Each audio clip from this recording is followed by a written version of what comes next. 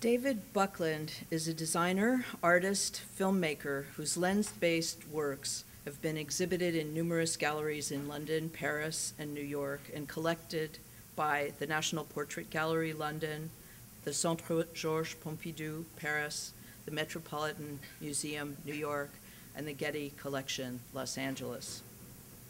He has published 5 books of photography, including 2 monographs of his work. He also designed stage sets and costumes for the Royal Ballet and other companies, and he has recently completed several major corporate commissions that engage with corporate architecture. Buckland's work was shown in the UN exhibition for World Environment Day, an exhibition that toured worldwide. Since 2000, Buckland has created and now directs the Cape Farewell Project, which has the ambition to bring artists, scientists, and educators together to collectively address and raise awareness about climate change. They have sailed on 7 successful expeditions to the high Arctic.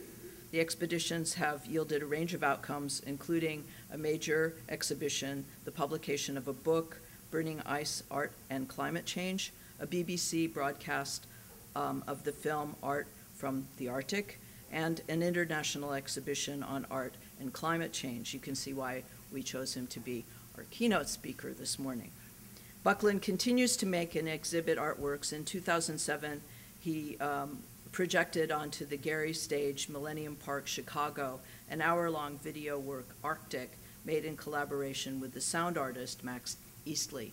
It was with pride and gratitude that I introduce you to David Buckland. Thank you. So, can you just begin with the question and answer thing? Don't worry, I'll embed it in the answer. Tis, thank you. It's a pleasure to be here, Rising Tide. And it was interesting listening to myself. My life seems to have changed, and people say, what do you do? And I kind of go, well, I'm still an artist, but I'm very much organizing this quite large project called Cape Farewell now, and therefore I'm an environmentalist, so I have this double life. It does make life exciting, and I really relish the challenges that came up.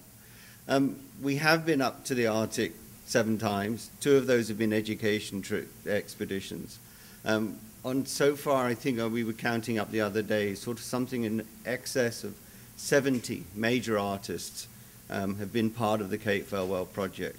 And when I say artists, I do mean writers, musicians, painters, the whole gambit of the art community or the creative community. And it's just a collective word called artists that I use. The kind of prime driver for all of them, or the invitation, is to address climate change. And climate change is a very, very kind of difficult subject, kind of to kind of get involved with. Whoops, we're back to the beginning.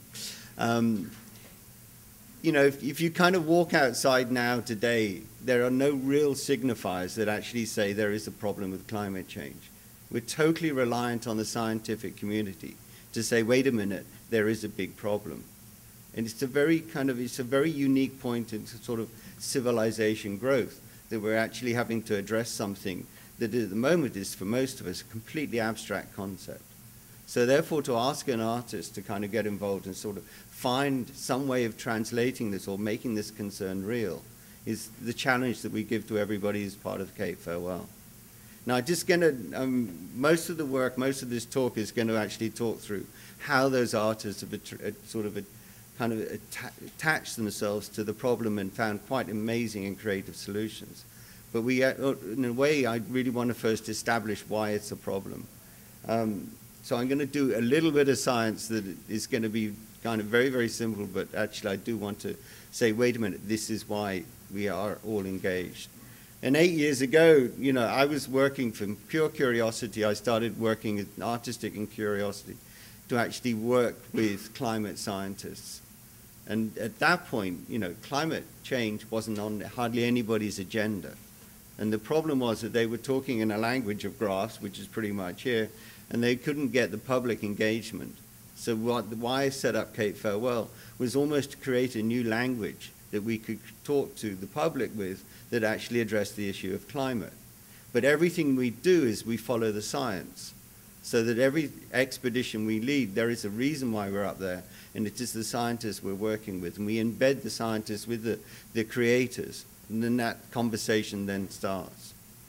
Now, if you kind of, this is, well, I don't know, this is an old kind of drawing. This is the basis of the crisis of the thinking about climate change. For some reason, it's called the hockey stick, and I never quite figured that out, but there is a reason for it, I think. Scientists, lovely, they work back to front. So over there is, right on the right-hand side is now, and here is probably about 500,000 years ago. So, nearly 500,000 years ago. The blue line is the Earth temperature, and the red line is the amount of carbon dioxide in the atmosphere. So as you can see, they are totally linked. They have been linked for 500,000 years. There's no reason to expect that they won't be linked into the future. As you can see, right on the right-hand side, the period now, there's a little blue section. It's very, very short, but that represents 15,000 years, which pretty much represents the development of our civilization as we know it. And as you can see, the temperature fluctuation for that 15,000 years is probably +1, -1. It's an incredibly stable period in terms of that whole history of 500,000 years. Now, if you kind of go a little bit further, I think you probably just about see, you can see the red line. And then suddenly it's shooting up, and it's getting up to nearly 380 ppm. As I said, this is an old diagram. We're above the 380 mark now, so that red line should go off the graph. So all logic tells us that actually temperature is going to follow. So that, there is no reason to expect it to do anything else. So this is why the concern is of the scientists. They're going, wait a minute, we're now going to, if the temperature does follow the CO2 gases or the greenhouse gases in the atmosphere, we are going to go beyond known history in terms of the last 500,000 years. And then the other thing to kind of notice is actually the planet likes to be unstable, not stable. We've been in a very fortunate period of 15,000 years where, the temperatures that we've lived through have been a very stable period of the gross temperature of the planet. All the bottom periods, the 4 you see here, are all ice ages. And you can just imagine, that if we destabilize the temperature enough, then actually we're in a very serious position. And, it does threaten our civilization. So this is why the scientists are kind of going, come on, this is a very, very serious cause that we really have to engage with. And the fallout that's come from Copenhagen in the last 2 weeks is kind of really underlying that. These are very rational people. They operate with data and rational thinking. They're not emotional. So therefore, if they say it's serious, then we should really heed what they're saying.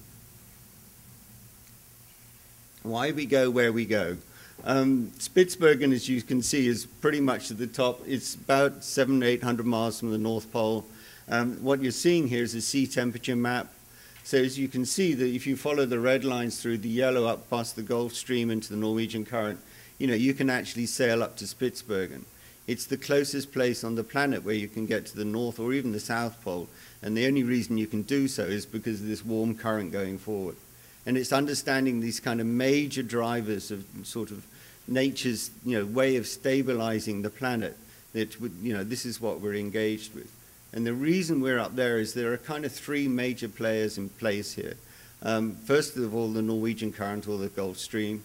The other one is the ice cap on Greenland. There is so much ice locked up there that if that starts to melt, then that is a serious problem. And the third is the ice cap at the North Pole itself. If that starts to melt, then the temperature rises will increase quite dramatically because all of the sort of, the reflection back of the sun's heat. So therefore, it's a very good place for us to work with the scientists, and it's why the scientists are looking so closely at the Arctic.